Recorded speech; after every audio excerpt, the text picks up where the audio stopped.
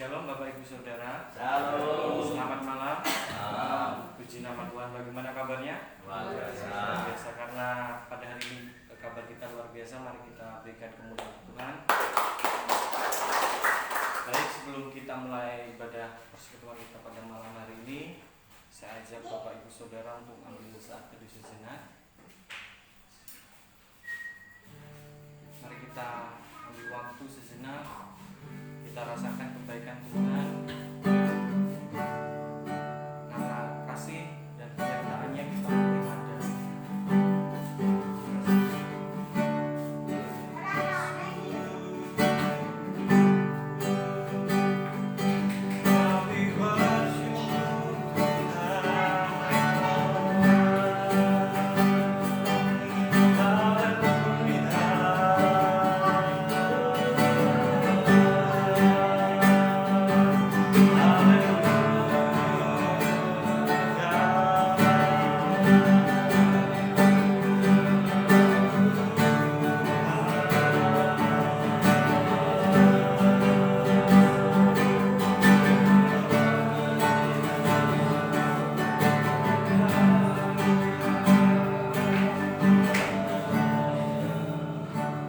Kami bersyukur Tuhan untuk segala penyertaan Tuhan.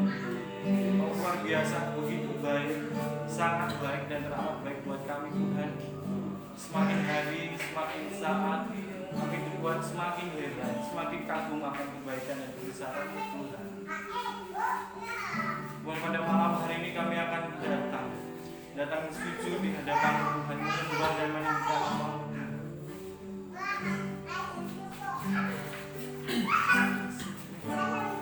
Inilah kami Tuhan, dengan penuh kerendahan hati kami Tuhan, ini ke dalam hati kami Tuhan. Jika kami datang ke tempat ini dengan motivasi yang tidak benar, ampuni kami Tuhan. Satukan kami di dalam roh-Mu Tuhan, sehingga kami dapat memuji Engkau dalam roh dan kebenaran.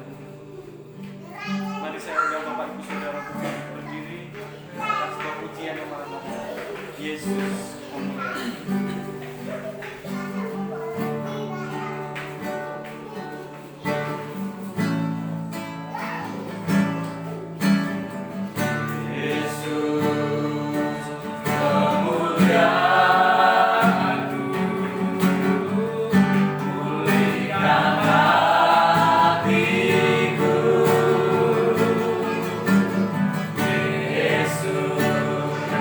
Kemuliaan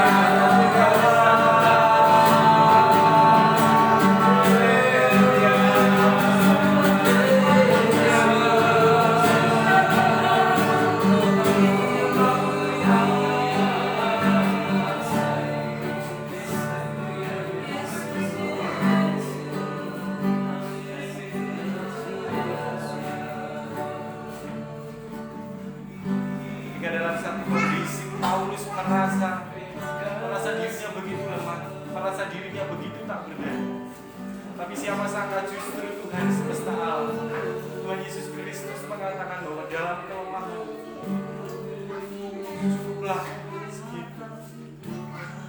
Justru dalam kelemahannya kuasa Tuhan akan semakin dinyatakan. Tuhan, malam hari ini kami mengaku Tuhan, kami lemah, kami tak berdaya, kami hanya manusia biasa Tuhan. Tanpa Engkau kami tak mampu menjalani hari-hari yang semakin berat ini Tuhan. Tapi malam hari ini Tuhan, kami mau menyerahkan segala kelemahan kami. Kami mau menyerahkan segala pergumulan kami ke dalam tangan-Mu Tuhan. Sehingga pulang dari tempat ini kami tidak membawa tangan kosong Bapa. Pulang dari tempat ini kami membawa hati yang baru. Pulang dari tempat ini kami membawa sukacita yang luar biasa dalam hidup kami. Kuasa Allah dinyatakan dalam setiap kehidupan kami.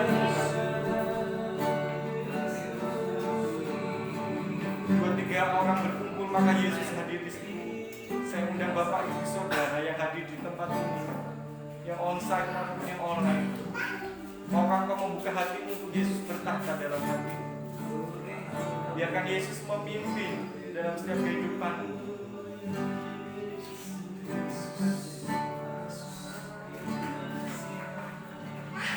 Malam hari kita akan lebih lagi masuk ke dalam hadirat Tuhan.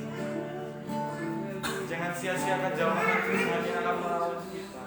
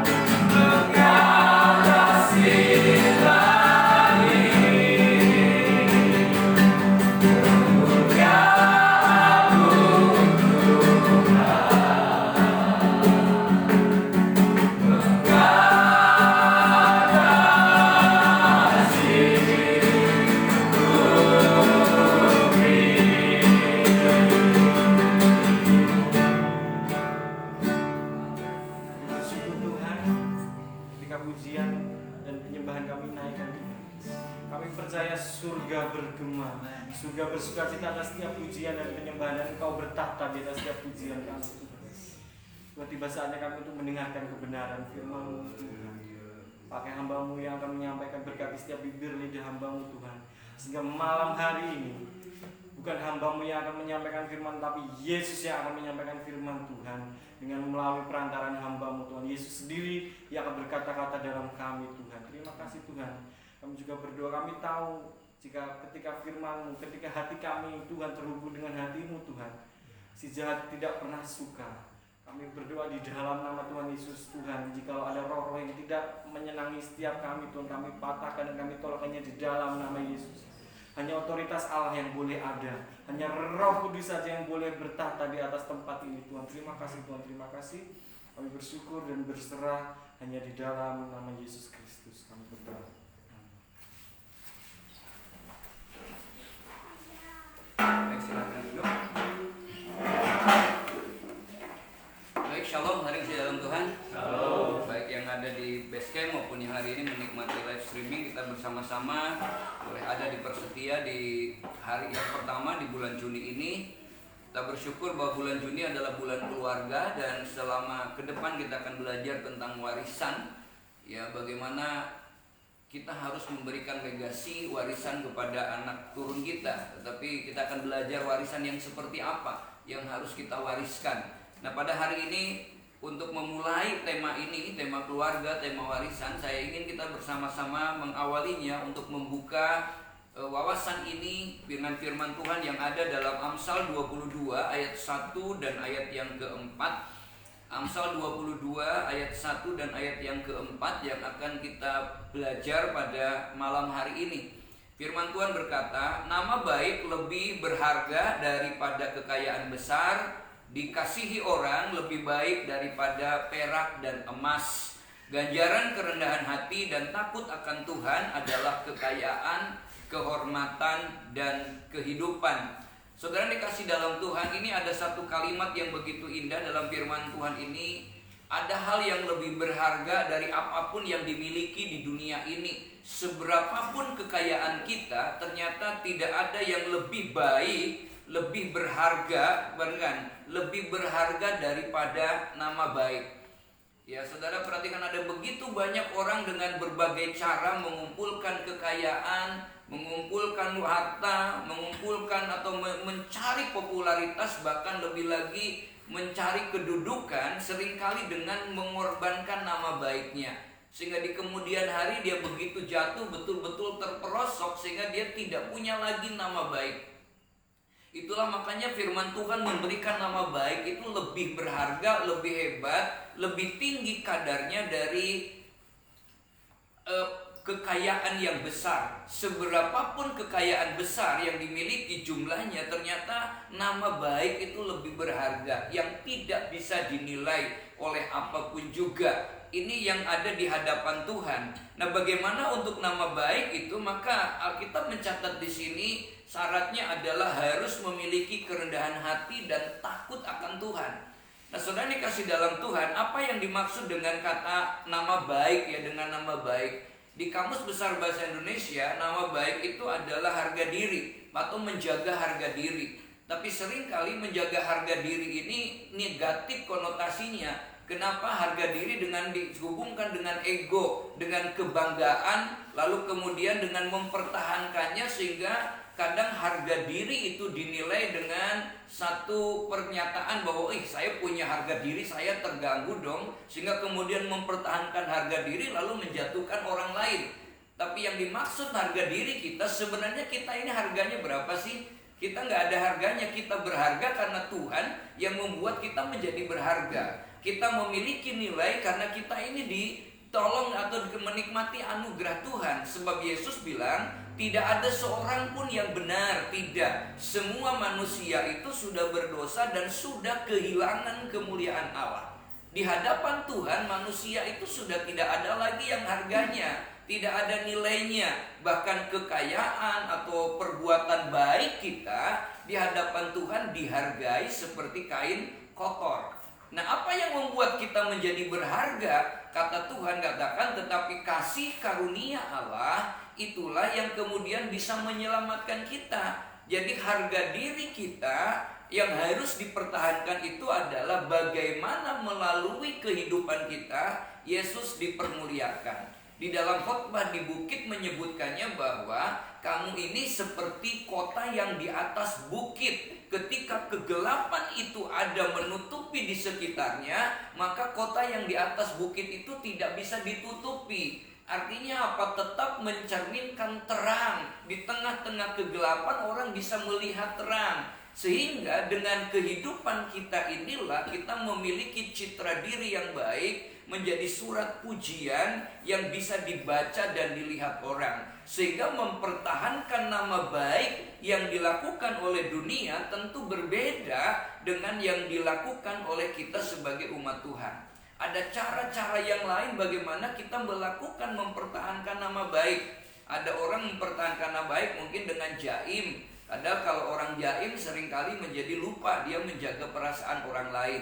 Ada orang mempertahankan nama baik kadang-kadang dengan mengorbankan supaya dia terkesan baik. Padahal seringkali orang itu hanya pakai topeng saja. Nah, bagaimana kita melakukannya itu yang akan kita pelajari hari ini. Lalu apa yang didapatkannya?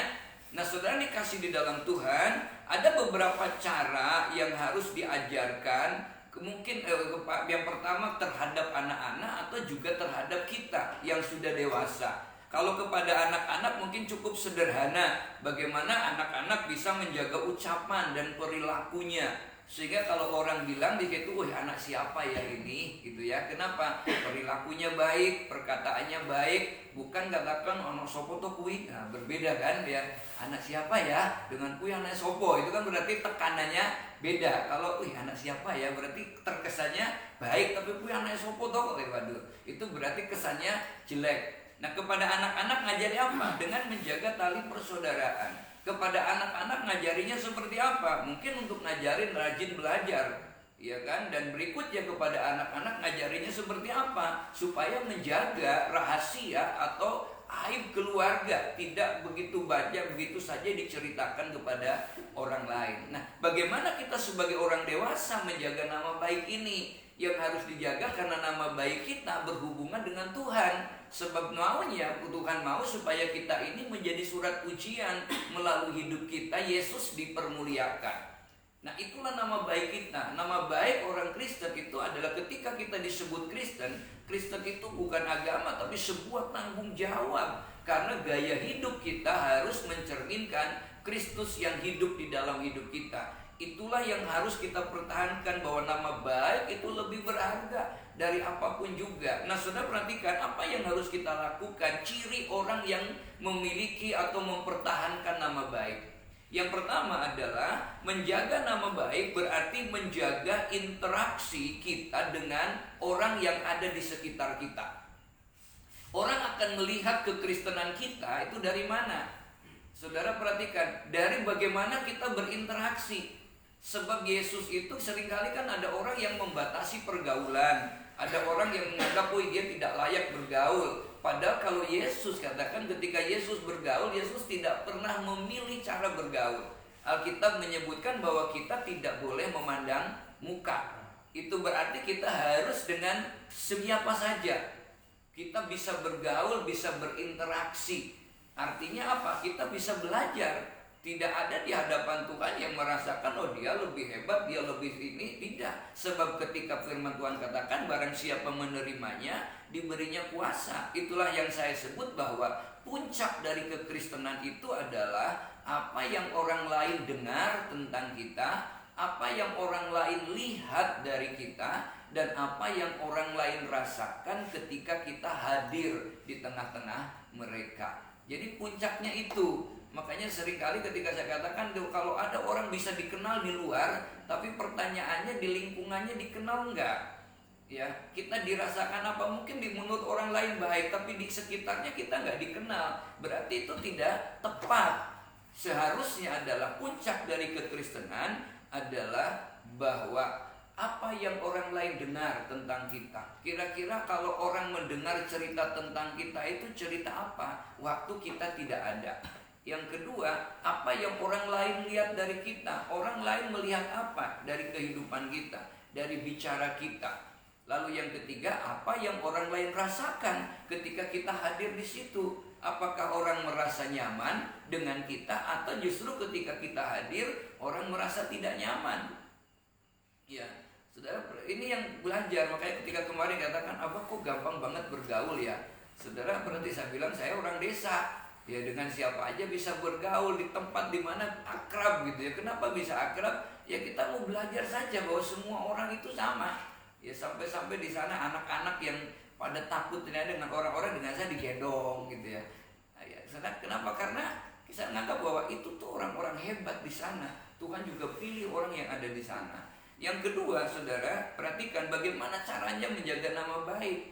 Yang kedua adalah tidak membuat orang lain selalu berpikiran negatif tentang kita. Makanya sebenarnya ketika tadi saya menulis bahwa tolok ukurnya adalah bahwa apa yang kita katakan, apa yang kita perbuat itu harus menjadi inspirasi bagi orang lain. Ya, jadi orang itu terinspirasi dengan perkataan kita, dengan gaya kita. Jadi justru membuat orang tidak berpikiran negatif, tidak menjadi syak ya.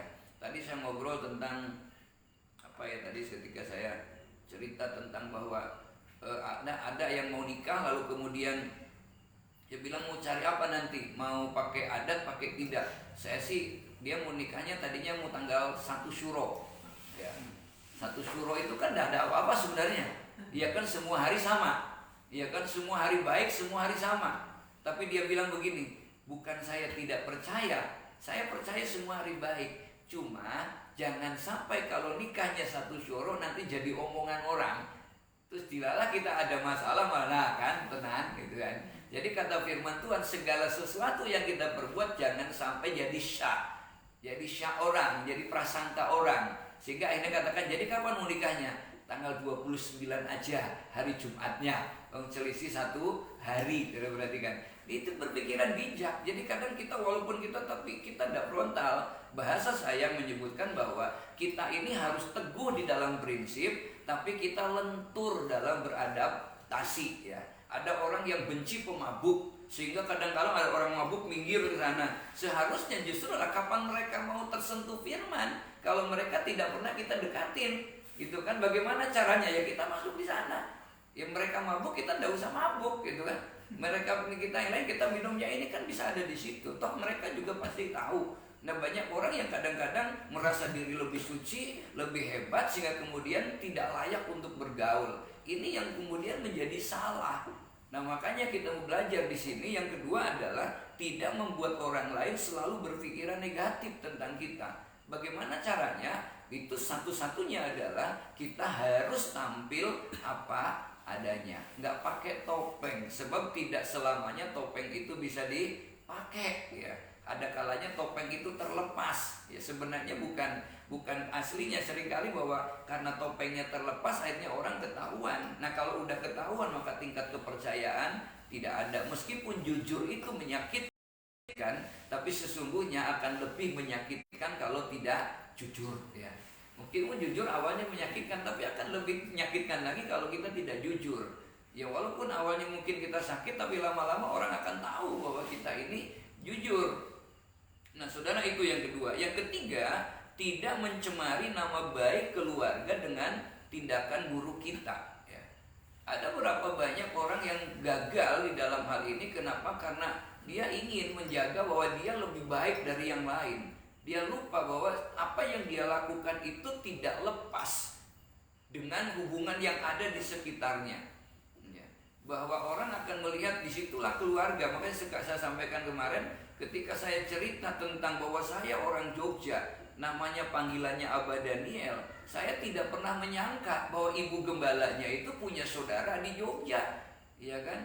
Jemaat lagi, sehingga jemaat di Aletea, sehingga mereka langsung ternyata waktu saya makan, dia diam-diam video call lalu katakan bahasa karoknya apa, pokoknya dia cerita ini ada Abah Daniel dari Jogja. Kenal enggak itu, bayangkan sudah. Ternyata begitu kenal langsung lo ini lah diperlihatkan. Coba kalau kita ini mungkin satu perbuatan yang tidak baik kan akhirnya orang bisa cemar semua tahu itu tuh orangnya.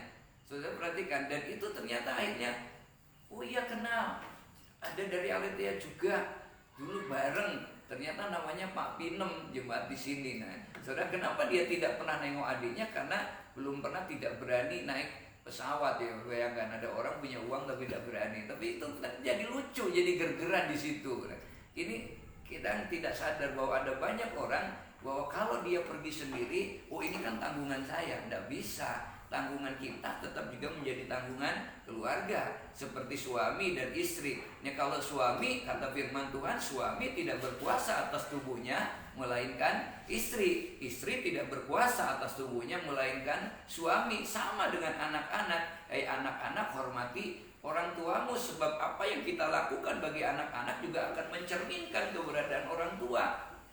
Berarti apa yang diperbuat anak juga akan mempengaruhi orang tuanya. Ada orang Jawanya menyebutkan bahwa anak polah bapak keprada. Itu sebenarnya bukan bapak saja kan, tapi semua keluarga akan kena dampaknya. Nah, inilah yang kata hari ini kita belajar bagaimana menjaga nama baik supaya kita tidak mencemari keluarga ya. Tadi malam asik juga ya diskusi anak teman-teman kita yang PA, itu asik juga. Mereka bisa jujur mengungkapkan apa yang, tapi jangan ngomong bapak ya, jangan ngomong ini abah ya. Tidak apa-apa, yang penting jujur. Mereka udah jujur menceritakan kenapa. Ternyata kita ini punya Allah Maha Kuasa, Allah Maha Tahu, Allah Maha Besar, bahkan Allah Maha Hadir, Allah Kekal. Ternyata mereka bisa mendeskripsikan bagaimana Allah Maha Kuasa, Allah Maha Besar. Tidak kurang lihat anak-anak muda, anak-anak udah bisa memahami itu, sehingga dikatakan aduh nyaris saja loh, untung saja kok ya begini. Berarti dia tahu betul. Nah, saudara perhatikan di sini, tidak mencemari nama keluarga. Yang keempat apa? Bagaimana caranya menjaga nama baik? Harus bisa lebih mudah diterima dengan baik di tengah-tengah masyarakat. Justru kita orang Kristen itu, kata firman Tuhan, kamu itu garam. Yang pertama, kamu itu terang dunia. Apakah terang itu pilih kasih? Tidak. Begitu ada lampu terang ini terang, tidak pernah bagi orang ini yang tua gelap terang, bagi anak muda gelap, kan enggak. Ya, semuanya diterangi. Nah, kita itu kadang-kadang kan enggak. Nah, kata Tuhan kita terang. Yang kedua, kita menjadi garam. Dan garam itu kalau bermanfaat, kalau hancur. Dulu kan zaman dulu garamnya garam batu ya. Garam batu itu kalau nggak hancur kan kletuk gitu kan, sakit semua. Nah, saudara, itu kita menjadi garam. Nah, menjadi garam itu berarti harus larut. Nah, kalau larut itu berarti tidak memisahkan diri. Larut itu berarti bisa bergaul dengan semua. Nah, bisa kumpul, bisa berinteraksi dengan semua. Itu namanya menjadi garam. Bukan hanya menjadi terang, tapi menjadi garam yang bisa dinikmati, yang memberi rasa. Yang pertama, garam itu memberi rasa. Yang kedua, garam itu bisa menjadi obat. Dan yang ketiga, garam itu untuk mencegah pembusukan. Sehingga dengan adanya kita, harusnya yang tadinya mau busuk menjadi tidak busuk ya. Bukan justru ketika kehadiran kita malah menjadi tambah busuk gitu ya. Atau kehadiran kita justru bukan menjadi obat, tetapi menjadi tambah sakit orang. Nah, itu berarti kita tidak berfungsi di situ. Nah, saudara, ini yang seringkali mari kita belajar. Jadi garam bukan hanya sekedar harus larut begitu saja. Larut dalam bidang apa? Larut dalam bidang dirasakan, memberi rasa. Yang tadinya tawar akhirnya ada rasa, sehingga kita makan sayur menjadi enak. Yang kedua, garam itu juga menjadi obat, menjadi penawar, menjadi obat, supaya dengan kehadiran kita ini yang tadinya sedih menjadi gembira, yang tadinya mungkin mau jatuh menjadi alat untuk bisa menopang, yang tadinya mungkin menjadi membuat orang susah menjadi senang dengan kehadiran kita. Dan yang terakhir berikutnya adalah garam itu mencegah dari pembusukan, sehingga dengan kehadiran kita, lingkungan di tempat kita menjadi ceria, menjadi bangkit, ada semangat lagi. Nah, ini yang harus. Dan yang kelima, menciptakan pribadi yang baik ya, secara pandangan maupun kenyataan. Artinya bukan hanya luarnya saja, tapi dalamnya juga baik. Sebab kekristenan itu bukan merubah yang di luar supaya yang di dalam berubah, tapi kekristenan itu mengubah yang di dalam supaya yang di luar berubah. Nah, inilah bagaimana kita menjaga nama baik. Ini tidak akan pernah dimiliki ketika orang itu tidak punya dua karakter. Karakter apa? Yang pertama tulus. Ya, sebab orang tanpa ketulusan itu pasti akan pura-pura. Baiknya pura-pura, senyumnya pura-pura, jadi garamnya pura-pura, terangnya juga pura-pura. Tapi dengan ketulusan, nah walaupun mungkin orang tulus itu seringkali mungkin tidak nyaman karena ketulusannya dimanfaatkan, tapi tulus itu tetap akan menghasilkan kebaikan. Di dalam cerita pewayangan yang tulus itu siapa coba? Bima. Bima itu tulus, mau dicelakakan terus oleh Dorna, ya. Tapi setiap mau dicelakakan itu malah justru mendapatkan hikmat dan kekuatan yang baru. Ya, ketika mau dicelakakan mendapat gelung yang baik sehingga dia berubah menjadi pribadi yang kuat. Ketika mau dicelakakan ketulusan murut aja. Dia tidak pernah protes tentang keadaan. Tulus betul apa adanya. Yang kedua adalah jujur. Nah, bagaimana kita bisa mempertahankan nama baik kalau kita tidak tulus? Yang kedua, tidak jujur. Sebab orang yang tidak jujur itu pasti suatu kali tetap akan ketahuan. Nah, ini nama baik dan berkatnya apa? Firman Tuhan menyebutkan dalam Mazmur 37 ayat 37 berkata, perhatikan orang yang tulus, ya. Artinya kita suruh perhatikan itu suruh melihat bukan sekilas, tapi coba perhatikan cara hidup orang yang tulus. Lalu kemudian lihatlah kepada orang yang jujur. Meskipun kadang ada istilah orang jujur ajur gitu ya. Seketika seolah-olah yang jujur itu menderita, tapi akan lebih menderita lagi kalau kita tidak jujur.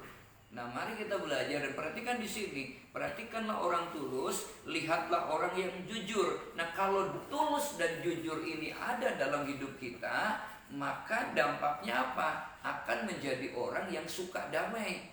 Otomatis begitu dia tulus, dia jujur, tidak pernah ada perasaan yang tidak benar dalam hidupnya. Tidak pernah ada prasangka dalam hidupnya, prasangka yang tidak baik. Tentu dia akan dengan siapapun bisa berdamai. Kenapa? Nyaman. Tapi coba tidak tulus, pasti tidak nyaman. Coba tidak jujur, pasti tidak damai. Makanya yang tulus dan jujur akan dampaknya damai. Ketika dia memiliki damai, maka otomatis dengan orang lain akan damai. Makanya kata firman Tuhan, lihatlah atau perhatikan orang yang tulus, lihatlah orang yang jujur, pada orang yang suka damai akan ada masa depan. Inilah berkat yang luar biasa ketika kita mempertahankan nama baik. Nama baik yang dalam pengertian bahwa Tuhan yang dipermuliakan di dalam kehidupan kita. Lalu bagaimana caranya? Tadi sudah dikatakan ada 5 hal. Yang pertama adalah menjaga nama baik dengan sesama, dengan menjaga interaksi dengan sekitarnya. Yang kedua, tidak membuat orang lain berpikiran negatif terhadap kita. Tidak ada prasangka atau menjadi syak. Yang kedua, tidak mencemari nama baik keluarga dengan tindakan-tindakan kita. Yang ketiga, yang keempat, lebih mudah diterima di tengah masyarakat. Dan yang kelima, menciptakan pribadi yang baik, baik dalam pandangan maupun kenyataan. Dan itu bagaimana caranya? Memiliki hati yang tulus, memiliki sikap hati yang jujur. Sebab kalau keduanya ada, maka kita akan menjadi orang yang suka damai. Tidak pernah berprasangka, tidak mudah kecewa, tidak baperan. Kenapa? Karena nyaman, ya. Kemarin ada yang bilang sama saya, Abah bagaimana caranya? Ini kok ada orang keluarga saya ngomongin jelek terus sama saya. Rasanya pengen melabrak, harus bagaimana? Ya saya bilang resepnya hanya 2. Kalau ada orang berbuat baik berbuat jahat dengan kita, yang bisa membuat orang kalau kita lawan dengan kejahatan lagi nggak ada bedanya. Tapi yang membahayakan itu adalah ketika kita duduk diam di kaki Tuhan dan mengampuni dia. Itu yang lebih berbahaya. Sebab kata firman Tuhan mengatakan pembalasan itu adalah hak Tuhan. Dengan kita berbuat baik kepada orang yang jahat kepada kita, kita sedang menaruh bara di kepala orang itu. Artinya apa? Bukan kita yang bergerak. Ketika kita duduk diam, Tuhan yang akan bekerja. Nah, kalau kita bekerja terbatas. Tapi kalau Tuhan yang bekerja, dia akan bekerja jauh lebih hebat dari yang kita bisa lakukan. Bahkan tidak memustahil ketika melihat segala sesuatu yang kita lakukan. Kata firman Tuhan, kalau Yesus ditinggikan, maka Dia akan menarik banyak orang datang kepada Tuhan. Jadi dengan mempertahankan nama baik, dengan menjaga nama baik, bukan hanya sekedar kita punya masa depan, Tuhan pasti memberkati kehidupan kita. Akan kata firman katakan, perhatikanlah orang yang tulus, lihat pada orang yang jujur, sebab pada orang yang suka damai ada masa depan. Tuhan Yesus memberkati. Mari kita mau belajar merendahkan diri di hadapan Tuhan. Bapa, aku datang menyembah-Mu di sini. Kita bersyukur di hadapan Tuhan. Bapakku datang menyembah-Mu di sini. Ku percaya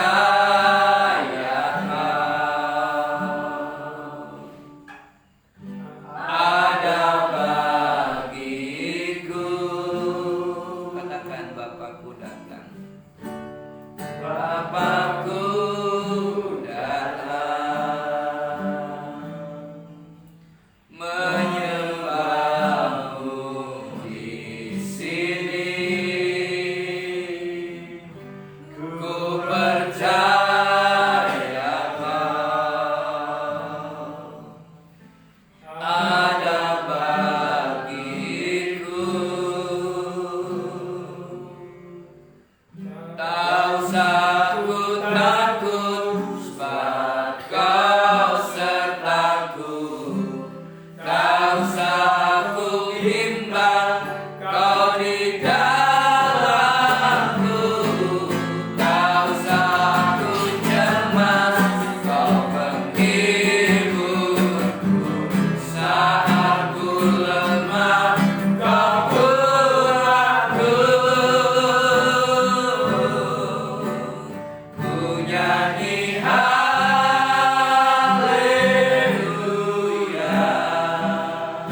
ku nyanyi haleluya.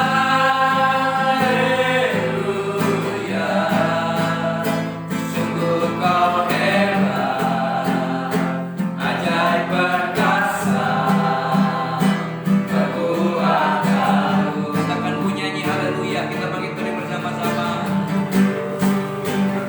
Ku nyanyi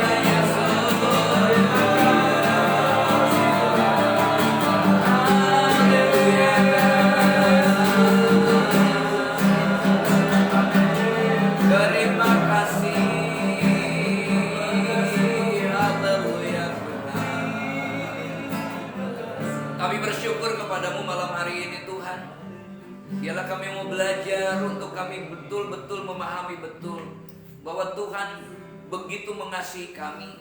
Dan ketika kami ada di dalam Tuhan, Tuhan kami tidak mempertahankan harga diri untuk kami, tapi biarlah melalui kehidupan kami nama Tuhan saja yang dipermuliakan. Sebab kami tidak berharga sesungguhnya tanpa pengorbanan-Mu di atas kayu salib. Dan ketika kami diberkati, kami menikmati anugerah keselamatan, ada satu tanggung jawab di dalam hidup kami. Melalui hidup kami nama Tuhan dipermuliakan. Terima kasih Tuhan, terpujilah nama-Mu. Ketika kami sudah mempelajari hari ini Tuhan, biarlah kelima hal ini boleh tertanam di dalam hati kami, sehingga kami boleh melakukannya di dalam kehidupan kami. Untuk itu Roh Kudus tuntun kami, supaya kami memiliki sikap hati yang tulus, kami memiliki sikap hati yang jujur, yang membuat kami memiliki damai sejahtera ilahi yang melampaui segala akal. Oleh karena Roh Kudus tinggal di dalam kehidupan kami. Dan kalau ini ada di dalam hidup kami, kami imani Tuhan, masa depan kami adalah masa depan yang penuh dengan pengharapan. Masa depan keluarga kami adalah masa depan yang penuh dengan pengharapan, karena ada pribadi-pribadi yang hidup benar di hadapan Allah. Terpujilah nama-Mu Tuhan. Kami mengucap syukur malam hari ini. Biarlah ketika kami akan berjalan di awal di bulan Juni ini Tuhan, tolong tuntun kami, supaya kami benar-benar menjadi pribadi-pribadi yang menyenangkan hati Allah. Tuhan terima kasih. Berkati keluarga besar Philadelphia Family Tuhan, dimanapun hari ini berada dan sedang apapun mereka. Tumpangkan tangan-Mu atas kehidupan mereka Tuhan. Biarlah kasih anugerah Tuhan menyertai kehidupan mereka. Kami berjalan dari kasih karunia kepada kasih karunia. Berkati seluruh umat Tuhan dimanapun hari ini berada. Berkati bangsa dan negara kami. Berkati gereja-Mu Tuhan. Berkati lingkungan di mana kami berada. Terpujilah nama-Mu Tuhan. Sebentar kami mengakhiri ibadah kami hari ini, biarlah kasih anugerah Tuhan menyertai kehidupan kami. Terpujilah nama-Mu Tuhan. Kami menikmati berkat yang Tuhan boleh nyatakan di dalam hidup kami. Tuhan memberkati Engkau dan melindungi Engkau. Tuhan menyinari Engkau dengan wajah-Nya dan memberi Engkau kasih karunia. Tuhan menghadapkan wajah-Nya kepadamu dan memberi Engkau damai sejahtera mulai malam ini sampai Maranatha, Tuhan Yesus datang yang kedua kali. Yang percaya dan diberkati Tuhan, sama-sama katakan amin. Tuhan berkati. Kita bersyukur kepada Tuhan. Kita berjumpa hari Minggu. Dua tema berturut-turut minggu adalah warisan. Kita akan berbicara tentang legacy yang bisa kita wariskan kepada anak cucu kita. Tuhan berkati.